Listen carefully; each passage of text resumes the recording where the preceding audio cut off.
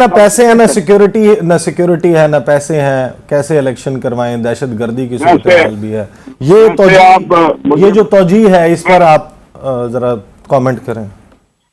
دو باتیں میں آپ کی خدمت میں عرض کرتا ہوں کچھ تاریخی حوالوں سے۔ یعنی 19ویں صدی میں پورے امریکہ کے اندر سول وار چل رہی تھی، ٹھیک، اور لوگ قتل عام ہی تقریباً ہو رہا تھا، اور وہاں پر الیکشن کبھی بھی نہیں رکے۔ میں اپنے ہمسائے میں قریب سے مثال دیتا ہوں کہ آپ کو معلوم ہے ایران کی پارلیمنٹ پوری ایک دھماکے میں اڑا دی گئی، اور وہاں پر یہ کسی نے ماشاء اللہ کی اور کسی نے یعنی آئین سے انحراف کی کوشش نہیں کی، فوراً انتخابات کرا دیے گئے۔